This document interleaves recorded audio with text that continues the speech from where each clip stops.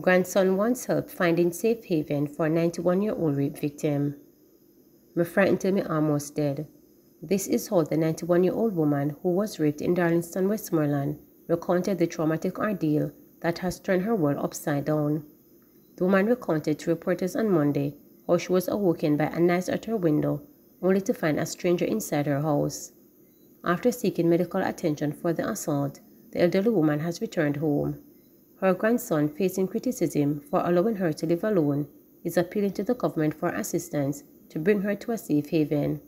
He stated that he is unable to provide better care as other family members have reportedly abandoned her. "And me alone, everything depend on me can't manage," the distraught man said, knowing that her son, who used to care for her, is now deceased. Recalling the night his grandmother sought his help, the distressed man said, "She was crying out my name. I was so frightened. I feel bad about it cause she come over my yard 1:30 a.m. and me and her talk, and then me call the police," he added. He also alleged that this was not the first time his grandmother had been sexually assaulted. "I am asking for help from the government. I want somebody to take her where she can be safe. My heart will feel better," he said while noting that he has to be on the lookout for her. When reporters visited the community on Monday, the 91-year-old woman was seen struggling with a crutch on one hand and a basin in the other as she attempted to reach the clothesline to hang out her laundry. Recounting the incident that left her heartbroken, she said, "Lord have mercy. Him pull the blade and come in. Me say, how you come in at the high places there? 2 stick around the back, and him use it and come in," she told reporters. "Him come over me and hug me frightened till me almost dead," she said. She highlighted that she asked the perpetrator to stop. One resident who assisted the elderly woman to the hospital last year after the first rape incident echoed calls for her to be taken to an infirmary to prevent a recurrence of the incident. "These people are so heartless. It is really hard the woman bemoaned." Meanwhile, another resident emphasized the need to capture the perpetrator. "At the second time now, them the police need to act now," the concerned resident stated. Reports from the police are that the elderly woman was alone at home in her 2-bedroom board dwelling when she was awakened by a strange sound from her rear window. She then saw a man in her room who reportedly sexually assaulted her against her will. According to lawmen, entry to the house was gained by removing several lower's blades from a rear window. According to the police, the man responsible is still at large. Meanwhile, Member of Parliament, candidate for Westmoreland Eastern and General Secretary for the People's National Party, Dayton Campbell, described the incident as one of the most evil, depraved, diabolical, distortedly wicked act that has ever been committed against a human being.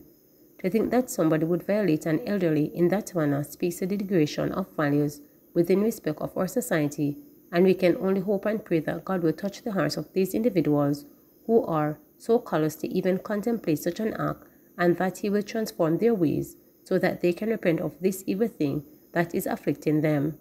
Campbell also shared that he is in discussion with persons at the municipality to relocate the elderly woman to a safe space. CPFSA providing support for a 14-year-old seen in viral video being beaten by a security guard. The Child Protection and Family Services Agency CPFSA says it has been made aware of an incident in which a 42-year-old security guard attacked and beat a 14-year-old student at a bus stop in St. Andrew. The agency says that they are reaching out to the teen to ensure his well-being and offers the necessary interventions that he and his family may need. The incident happened on Thursday, January 25th, and the man has since been charged with assault occasioning bodily harm and malicious destruction of property.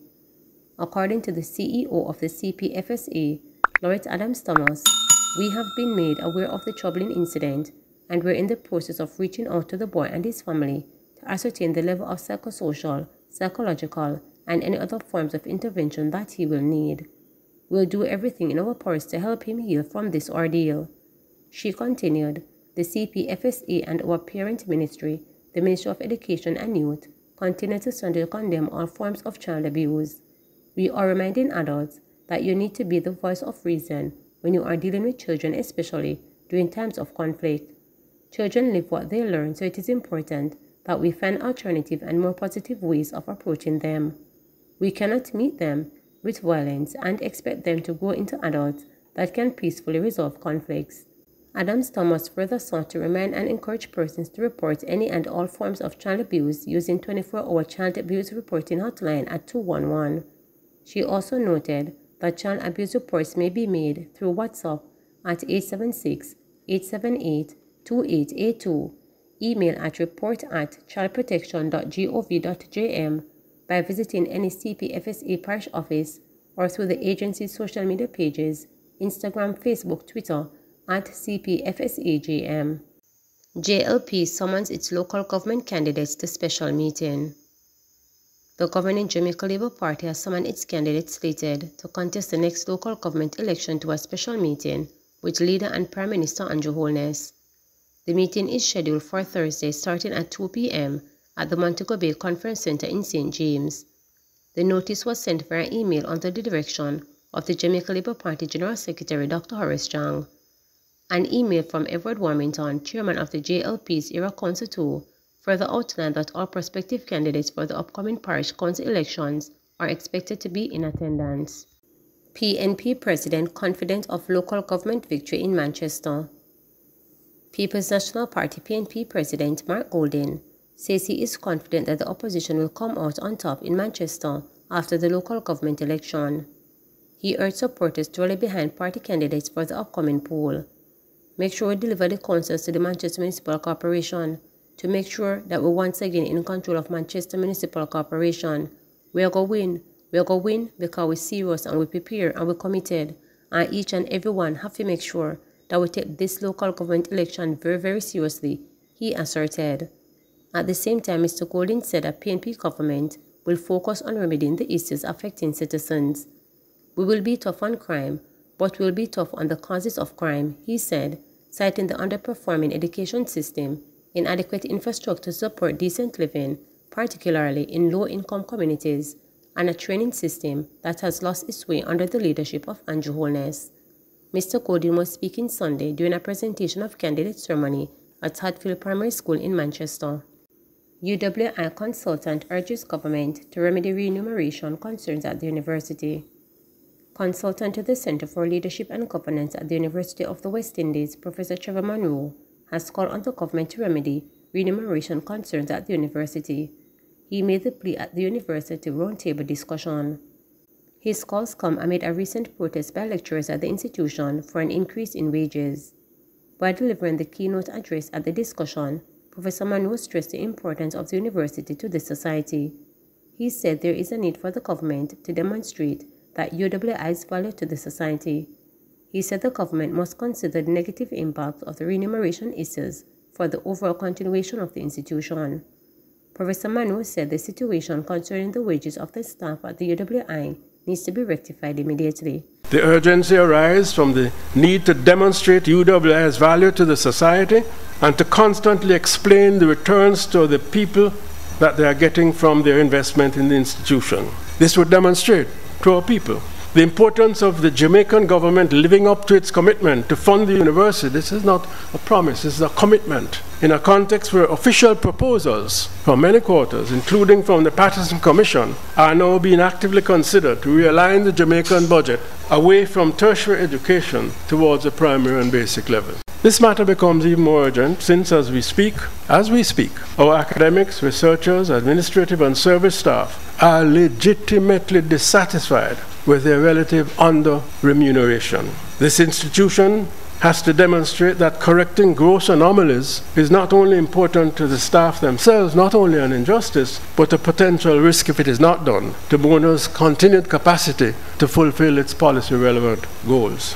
In that context, in the context of that role, not only Jamaican policy makers, but the public interest demands rectifying a situation in which the equivalent staff in Jamaica's public service now earn between 33% and 100% more than their UWI counterparts, and that the Cave Hill campus in the same institution earn between 58% and 81% more than their Mona counterparts. Demonstrating and enhancing the important role of a UWI in society, and the Mona campus in particular, is therefore an urgent and pressing necessity for the present as well as for the future.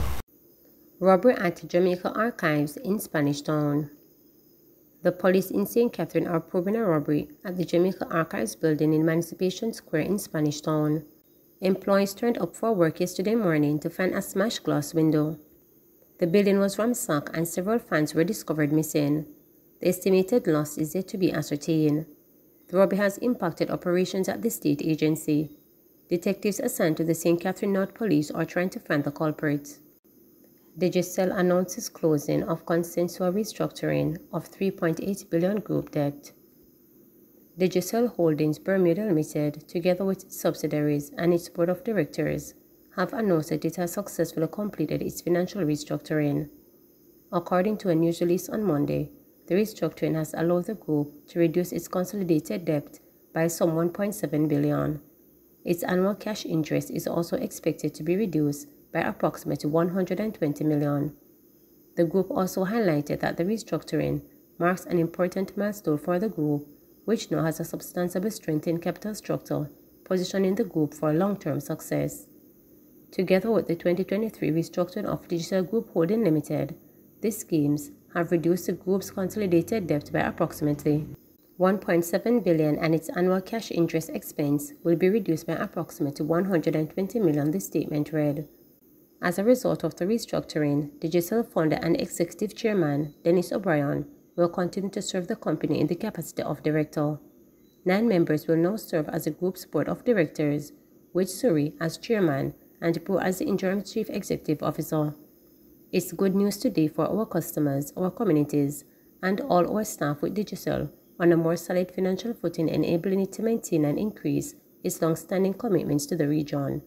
We are now well poised to continue our proud legacy of impact investing to connect people and to build communities, delivering so many benefits to millions of people, he stated. I am excited about this new chapter for Digicel and want to take this moment to thank our customers for their loyalty and to convey a very special thank you to the 5,000 amazing Digicel staff members across the region for their continued hard work and dedication. Please remember to subscribe, like, share, and click the notification bell for daily updates.